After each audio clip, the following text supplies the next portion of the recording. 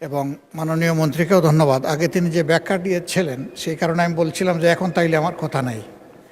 তা আমি যে কথাটা আগে বলেছি এখন সেটাই আবার রিপিট করছি যে অধ্যাদেশগুলো ল্যাপস করার জন্য এখানে বলা হয়েছে গতে।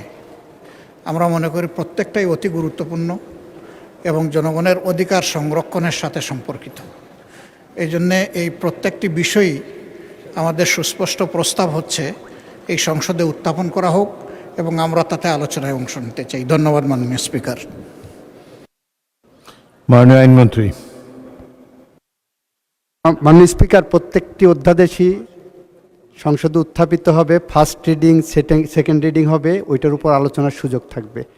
যে দুইটা অধ্যাদেশ আজকে আইন আকারে আসছে, বিল আকারে আসছে, এই দুটো অধ্যাদেশের উপরে আমাদের যে বিশেষ কমিটি ছিল সেই বিশেষ কমিটি আমরা নিঃশর্তভাবেই এটাকে পাশ করার পক্ষে ছিলাম। ধন্যবাদ। জনাব আহমদ বিন কাশেম, পয়েন্ট অফ অর্ডার। মাননীয় স্পিকার, আমি এখানে দাঁড়িয়ে আছি একটি অন্ধকার ঘর থেকে ফিরে এসে, যেখানে আমার মতো আরও শত শত লোককে নিয়ে যাওয়া হয়েছিল, কিন্তু তারা আর ফিরে আসার সৌভাগ্য তাদের হয়নি। তাদের পক্ষ থেকে, তাদের পরিবারের পক্ষ থেকে একটি বিশেষ বিষয়ে আপনার দৃষ্টি আকর্ষণ, এই মহান সংসদের দৃষ্টি আকর্ষণ করতে যাচ্ছে। আমরা যারা গুমের শিকার, সে অন্ধকার ঘরে আমরা মৃত্যুর প্রহর গুনছিলাম। আমরা মনে নিয়েছিলাম এই অন্ধকার ঘরে আমাদের মৃত্যু হচ্ছে, হয় তারা আমাদেরকে হত্যা করবে, এখানে আমাদের মৃত্যু হবে। কথা বলার কেউ ছিল না আমাদের। কীট পতঙ্গ, পিঁপড়া, টিকটিকের সাথে কথা বলতাম। বাইরে বুঝতে পারতেন না বাইরে কি দিন না রাত। মনে হতো জীবন্ত কবর দিয়ে দেওয়া হয়েছে। মনে হতো যে মৃত্যুর থেকে হাজার গুণ ভালো। মনে করতাম যে আজকে রাতে হয়তো হত্যা করা হবে। এভাবে মৃত্যুর প্রহর যখন গুনছিলাম, একদিন রাতে ট্রেনে হিসছে যখন আমাকে সেখান থেকে বের করছে, আমি ধরে নিয়েছি এখন আমাকে হত্যা করা হচ্ছে। আমি সূরা ইয়াসিন পড়া শুরু করলাম যাদের মৃত্যুটা সহজ হয়, কিন্তু পরে জানতে পারলাম কিছু বাচ্চা ছেলে মেয়ে জীবন দিয়ে, চোখ হারিয়ে, পা হারিয়ে, ফ্যাসিবাদকে বিতাড়িত করে আমাদেরকে আবার দুনিয়ার আলো দেখার সুযোগ করে দিয়েছে। মাননীয় স্পিকার, এই সংসদকে যদি বলতে হয় তাহলে বলতে হবে মজলুমদের মিলন মেলা। এখানে এমন একজন কেউ পাওয়া যাবে না যে গত ফ্যাসিস্ট আমলে জুলুমের শিকার হয়নি। আমি গুমের ভুক্তভোগী যারা ফিরে আসছে তাদের পক্ষ থেকে, গুমের ভুক্তভোগী পরিবারদের পক্ষ থেকে একটি বিষয়ের দৃষ্টি আকর্ষণ করছি। আমরা স্তম্ভিত হয়ে লক্ষ্য করছি আমাদের সাথে যা করা হয়েছে, এই জুলুম যেন এই বাংলার মাটিতে আর কোনোদিন না হয় সেই নিশ্চিত করার জন্য যে দুটি আইন করা হয়েছিল, গুম প্রতিকার এবং প্রতিরোধ আইন এবং মানবাধিকার কমিশন আইন, বিশেষ কমিটি এই আইনগুলো বাতিলের সুপারিশ করেছে। মাননীয় স্পিকার, কেমন করে যে নিজের গুমের শিকার ভুক্তভোগী, যে প্রধানমন্ত্রী নিজের টর্চারের শিকার, তারা কেমন করে এই আইন বাতিলের পরামর্শ দেয়? মাননীয় স্পিকার, আমরা জানতে চাই কাদের কাদের। ধন্যবাদ। মাননীয় স্পিকার, শুধু একটি কথা বলে শেষ করছি।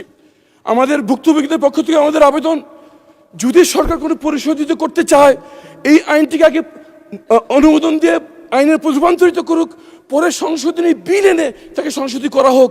যদি সেটা না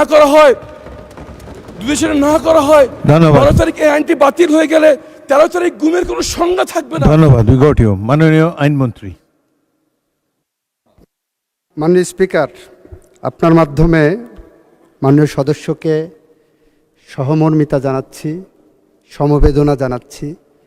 যারা গুম হয়েছেন তারা কেউ আমার স্বজন, আমার ভাই, আমার বোন, আমার আত্মীয়, আমার প্রতিবেশী, আমার বাংলাদেশের মানুষ, আমার জিয়া পরিবারের সদস্য সহ বাংলাদেশের মানুষের তারা হৃদয়ের প্রতিবেশী। মাননীয় স্পিকার, ওনারা যেটা নিয়ে হইচই করছেন, ওনারা সেইটা আইনটা ভালো করে মনে হয় দেখেননি। মানবাধিকার কমিশন আইন এবং গুম প্রতিরোধ আইন যেভাবে করা হয়েছে অর্ডিন্যান্সে, সেটা করলে গুমের শিকার সদস্যদের প্রতি অবিচার করা হবে। কারণ আমরা একই সাথে আইসিটি অ্যাক্ট 1973 সালে ক্রাইম এগেনস্ট হিউম্যানিটির মধ্যে গুমের সংজ্ঞা অন্তর্ভুক্ত করেছি। সেখানে বিচার হবে, তদন্ত হবে। একই সাথে এদিকে এটা করেছি, আবার গুম আইনে আমরা এটাকে ভিন্ন একটা তদন্তের কথা বলছি। ওখানে সর্বোচ্চ শাস্তি মৃত্যুদণ্ড কিংবা গুমের যারা অপরাধী সর্বোচ্চ শাস্তি মৃত্যুদণ্ড কিংবা যাবজ্জীবন কারাদণ্ড। গুমের যে আইনটার কথা বলা হয়েছে অর্ডিন্যান্সে, সেখানে 10 বছর পর্যন্ত সাজা দেওয়ার সুযোগ রাখা হয়েছে। মাননীয় স্পিকার, মানবাধিকার কমিশন আইন যেটা করা হয়েছে, ওই আইনটা আমি যখন সময় আসবে আমি দেখাবো। এই আইনটা যদি রাখা হয় এইভাবে, তাহলে বাংলাদেশের মানবাধিকার লঙ্ঘনের শিকার মানুষজন অতিরিক্ত হয়রানি এবং মানবাধিকার লঙ্ঘনের শিকার হবেন। এই আইনের তদন্তের নামে যে টাইম ফ্রেমটা দেওয়া হয়েছে, যে কারণে আমরা বলেছি, আমরা বিশেষ কমিটিতে আলোচনা করেছি, উনি হয়তো ছিলেন না, প্রপারলি অ্যাপ্রেজড উইথ দ্য ফ্যাক্ট না।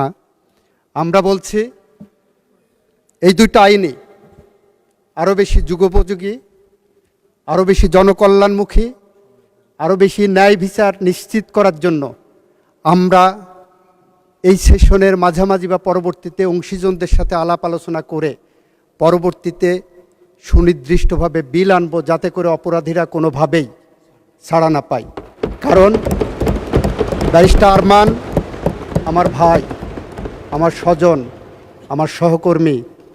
উনি দীর্ঘদিন ধরে যেভাবে গুমের শিকার হয়েছিলেন এবং এভাবে বাংলাদেশের 700-র বেশি মানুষ গুমের শিকার হয়েছিলেন, তাদের মধ্যে আমাদের মাননীয় স্বরাষ্ট্রমন্ত্রী এখানে আছেন। স্বরাষ্ট্রমন্ত্রী যেভাবে গুমের শিকার হয়েছিলেন, মৃত্যুর প্রহর গুনেছিলেন প্রতিদিন, তাকে যেভাবে পার্শ্ববর্তী রাষ্ট্রে ডাম্পিং করা হয়েছিল, যেভাবে উনি বিচারের মুখোমুখি হয়েছিলেন, যেভাবে উনি বাংলাদেশে ফেরত এসেছেন, এটা মনে করার কোনো কারণ নাই। গুমের সাথে জড়িত যারা অপরাধী ছিলেন, তারা কেউ আইনের ফাঁক দিয়ে বের হতে পারবে।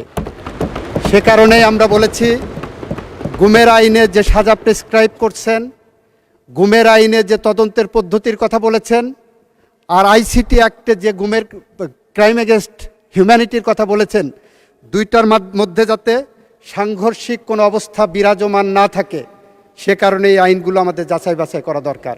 গুম আইনে আবার মানবাধিকার কমিশন আইনের তদন্ত সংস্থাকে রেফার করা হয়েছে। এই সবগুলো আমাদের যাচাই বাছাই করতে হবে এবং আমি আশা করব যাচাই বাছাইয়ের যে প্রক্রিয়া হবে, সেই প্রক্রিয়ায় ব্যারিস্টার আরমান সহ এই সেক্টরে যারা ভুক্তভোগী হয়েছেন তারা সদস্য হিসেবে থাকবেন এবং তাদের মতামত দেবেন। আপনাকে ধন্যবাদ মাননীয় স্পিকার। ধন্যবাদ মাননীয় সদস্যবৃন্দ। বিষয়টি অত্যন্ত গুরুত্বপূর্ণ, যেটি জনাব আরমান রেইজ করেছেন। আইনমন্ত্রী আশ্বস্ত করেছেন যে গুম নিরোধের জন্য কঠিন একটি আইন পরবর্তীকালে আনা হবে। এই সংসদ 5 বছরের জন্য নির্বাচিত হয়েছে এবং গুমের শিকার অনেক বিশিষ্ট ব্যক্তিবর্গ, নিরপরাধ রাজনৈতিক কর্মীরা শিকার হয়েছে। আমরা আশা করব সরকার এবং সরকার দলীয় সদস্যবৃন্দ, বিরোধী দলীয় সদস্যবৃন্দ মিলে এমন একটি কঠিন আইন করবেন, যাতে করে ভবিষ্যতে কোনো নাগরিককে গুমের শিকার হতে না হয়। আপনারা ধৈর্য ধরে অপেক্ষা করেন, নিশ্চয়ই এ ধরনের আইন এই সংসদ প্রণয়ন করবে। ধন্যবাদ সবাইকে।